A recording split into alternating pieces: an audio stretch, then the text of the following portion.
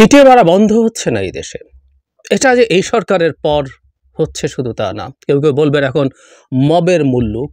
অনেক ক্ষেত্রেই কথাটা সত্য। তাই যাকে তাকে পিটিয়ে মেরে ফেলা যায়। কিন্তু আমরা পিটিয়ে মানুষ মেরে ফেলি। পিটিয়ে মানুষ মেরে ফেলা আমাদের সুদীর্ঘ ঐতিহ্য আছে। কাউকে অপরাধী মনে করলে কারো যে কোনো অপরাধ, পকেটমার, জুতা স্যান্ডেল চুরির মতো ছোটোখাটো অপরাধ আমাদের কাছে ভয়ঙ্কর অপরাধ এবং আমরা মনে করি তাকে ইচ্ছে মতো পেটানো যায় এবং পিটিয়ে মেরে ফেলা যায়। আর মৃত্যুর ঘটনা দেখে এই বেশ রাতেও একটা ভিডিও না করে পারছি না, কারণ এই একটা জিনিস আমি আসলে নিতে পারি না। অনেক আগে থেকে ক্রমাগত এটার বিরুদ্ধে কথা বলেছি। পিটিয়ে মেরে ফেলা। নোয়াখালীতে একজন বুদ্ধি প্রতিবন্ধীকে পিটিয়ে মেরে ফেলা হয়েছে।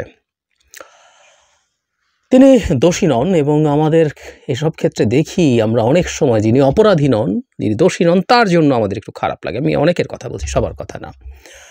যারা মনে করি অপরাধীকে নিশ্চিত হলে পিটিয়ে মেরে ফেলা যায়, তারাও একজন নিরপরাধ মানুষকে পিটিয়ে মেরে ফেলা। এবং আরেকটা ঘটনা আছে, এই ভদ্রলোকের এই বিভৎস ঘটনার ভিডিও আছে। দেখিনি ভিডিও, এসব ভিডিও আমি নিতে পারি না, কিন্তু ভিডিও যেহেতু আছে সেটা আমাদের আবেগকে নাড়া দিয়েছে। আমাদের এই আবেগগুলো নাড়া পেতে ভিডিও কাজ করে। আমাদের নিশ্চয় মনে আছে রাজন নামে একটা ছেলেকে মেরে ফেলা হয়েছিল। তো রাজনের ওই ঘটনার পর পিটিয়ে মেরে ফেলা হয়েছিল। তো সেটার একটা ভিডিও ছড়িয়ে পড়ে, আমরা তীব্র প্রতিক্রিয়া দেখাই এবং সেটার কারণে তার যে অভিযুক্ত তাকে বিদেশ থেকে নিয়ে আসা হয়। ভিডিও ছিল, সেন্সেশন তৈরি করেছে এবং সে খুব কেউ ছিল না, পাওয়ারফুল কেউ ছিল না, তাই তাকে নিয়ে আসা গেছে। সো ভিডিও রেসপন্ড করে। আমার মনে আছে ঠিক ওই ঘটনার পর আরেকটা পত্রিকা একটা নিউজ এসেছিল যেখানে এক বাবা বলছেন তার সন্তানকেও তো মেরে ফেলা হয়েছে পিটিয়ে, তার তো ভিডিও নাই, আমি কি বিচার পাবো? সো সেন্সেশনালাইজড হলে আমাদের বিচার পাবার একটা টেন্ডেন্সি আছে। যেমন এটার ক্ষেত্রে এখানে দুটো ফ্যাক্টর আছে। সে যেহেতু বুদ্ধি প্রতিবন্ধী এবং একটা ভিডিও ছড়িয়ে পড়েছে, ক্ষোভ হয়েছে, এবং তিনি যেহেতু নিরপরাধ, তাই পুলিশ 3 জনকে গ্রেফতার করেছে, আরও আসামি আছে।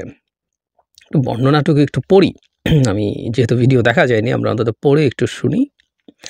স্থানীয় একাধিক ব্যক্তি জানিয়েছেন ছবির পাইক গ্রামের একটি দোকানে চুরির অভিযোগে বুদ্ধি প্রতিবন্ধী জহির উদ্দিনকে আটক করেন এলাকার কিছু লোক। তারা তাকে ভোররাত 4:30 থেকে সকাল পর্যন্ত দফায় দফায় পিটিয়ে নানাভাবে স্বীকারোক্তি আদায়ের চেষ্টা করেন। মারধরের পর গুরুতর আহত জহির উদ্দিনকে একটি খুঁটির সঙ্গে বেঁধে রাখা হয়। পিটিয়ে স্বীকারোক্তি আদায়ের চেষ্টার ভিডিও ধারণ করেন স্থানীয় কয়েকজন। এরকম 3টি ভিডিও ছড়িয়ে পড়েছে এলাকার অনেকের মুঠোফোনে। একটি ভিডিওতে দেখা যায় জহিরকে অন্ধকারের মধ্যে মাটিতে ফেলে মারধর করা হচ্ছে। তাদের মধ্যে একজনকে জহিরের চোখ উপড়ে ফেলার কথাও বলতে শোনা যায়।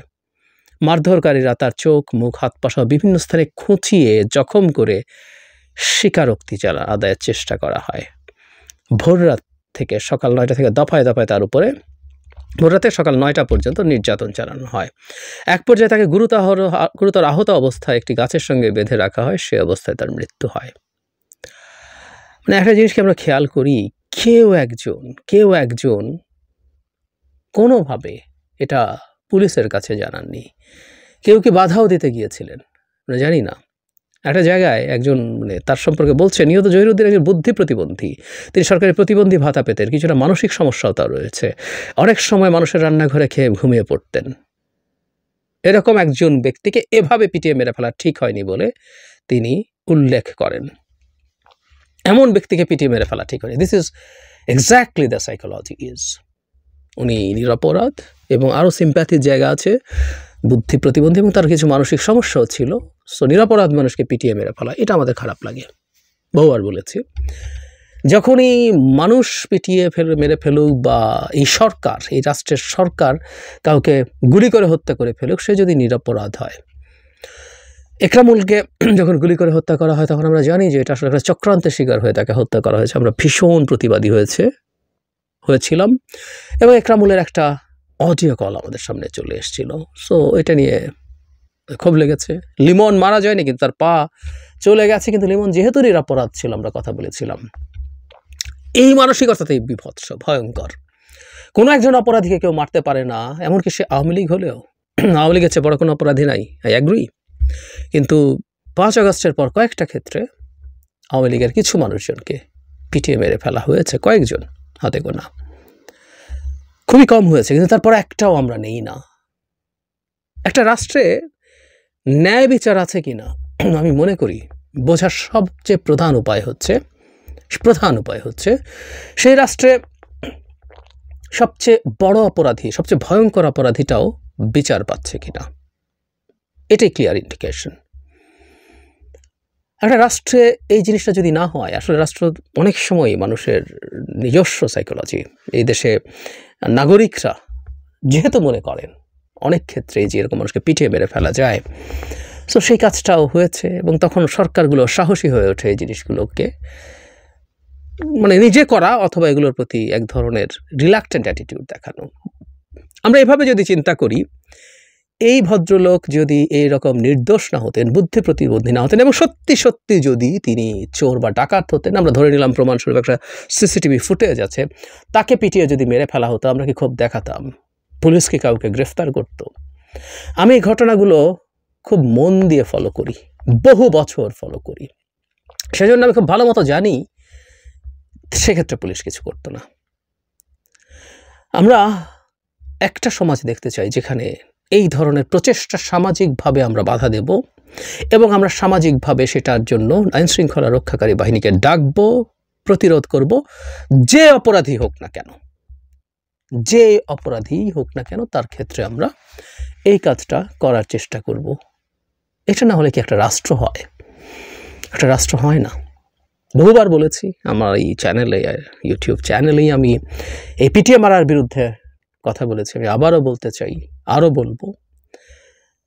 আমরা হয়তো অনেকে এই ঘটনাটা নিয়ে ক্ষোভ প্রকাশ করব, খারাপ লাগবে, উনি বুদ্ধি প্রতিবন্ধী ছিলেন,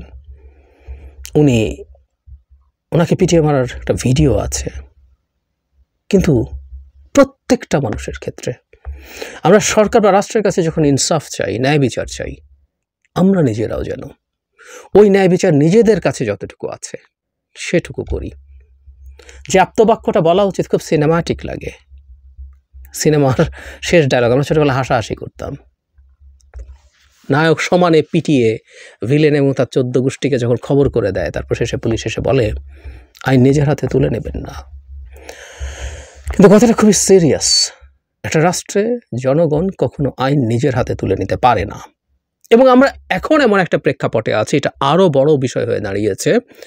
আমরা এখন বেশ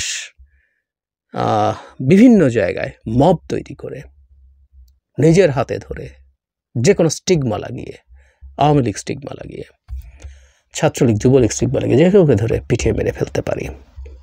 খুব সতর্কতা জরুরি। আমরা একটা গণতান্ত্রিক মানবিক বাংলাদেশ চাই। জার্নিটা শুরু হোক, শেখ হাসিনা তো গেছে, এবার আসল লড়াইটা তো আমাদের সামনে আছে, ওই লড়াইটা আমরা একটু করি প্লিজ।